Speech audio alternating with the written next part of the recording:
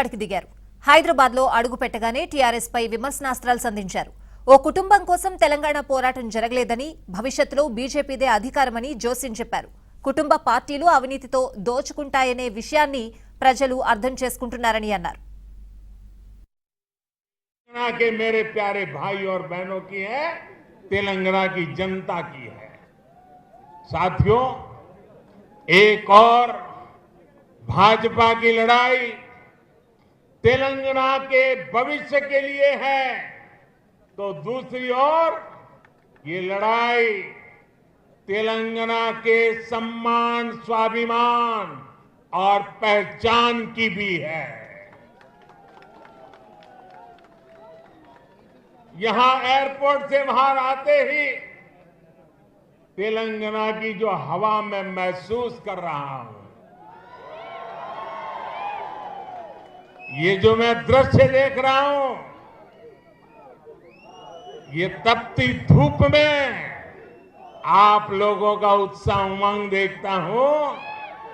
मैं इसके आधार पर कह सकता हूं कि हमारा संघर्ष रंग ला रहा है।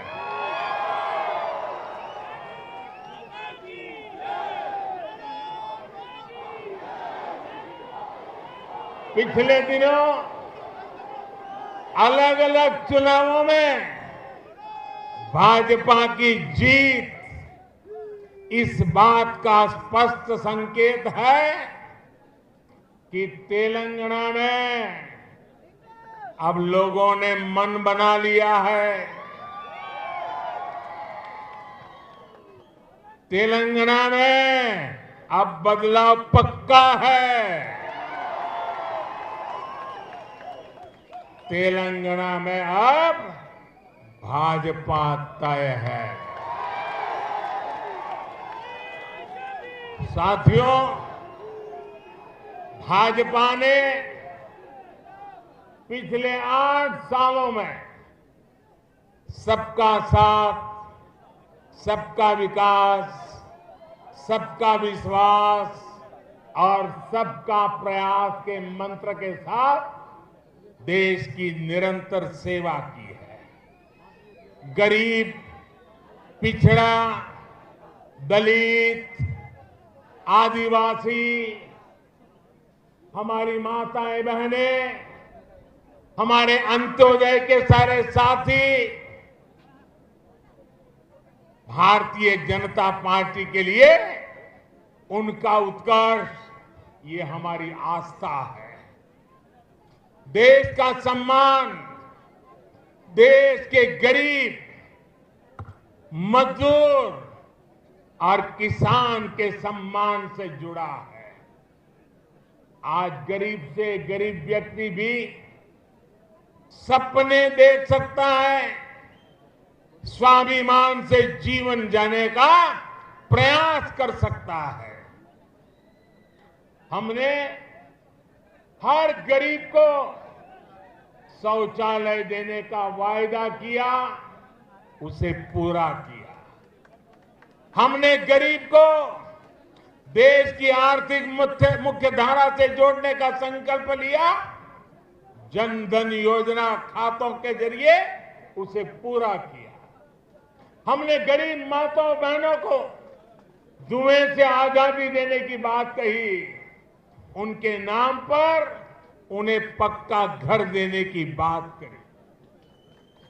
पूरे देश में आज करोड़ों गरीबों का ये सपना साकार हो रहा है। आज किसानों के उनके खातों में और खास करके मेरे छोटे किसान भाई बहनों को किसान सम्मान निधि मिलकर के उनको एक नई ताकत मिल रही है।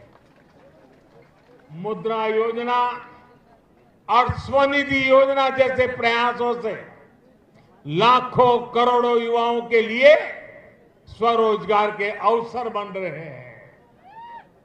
तेलंगाना के गरीब, दलित, पिछड़े, आदिवासी और महिलाओं को भी इन योजनाओं के लाभ का पूरा अधिकार है।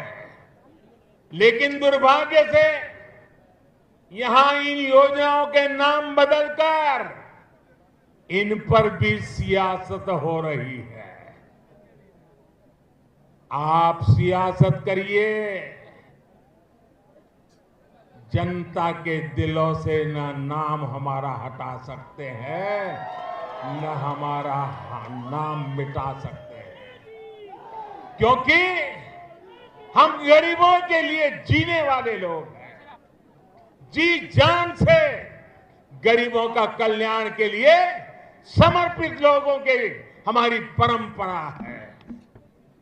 साथियों, जब योजनाएं प्रचार और परिवार के भ्रष्टाचार का शिकार होने लगे तो उससे सबसे ज्यादा नुकसान हमारे गरीब भाई बहनों का होता है, हमारे दलित, पीड़ित, शोषित, वंचित का होता है।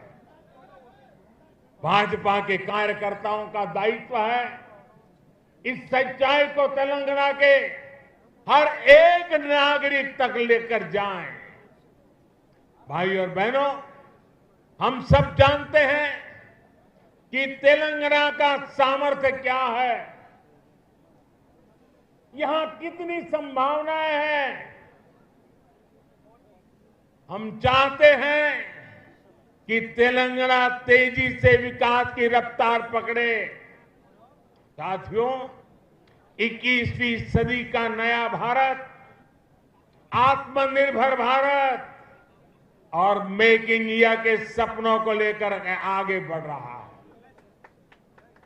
हमारे स्टार्टअप्स आज पूरी दुनिया में अपनी छाप छोड़ रहे हैं। आज हम दुनिया के तीसरे सबसे बड़े स्टार्टअप इकोसिस्टम है। अभी कुछ दिन पहले ही भारत का 100वां यूनिकॉर्न हमारे सामने आया है। आज हम एक बार फिर से दुनिया की सबसे तेजी से आगे बढ़ रही अर्थव्यवस्थाओं में से एक है।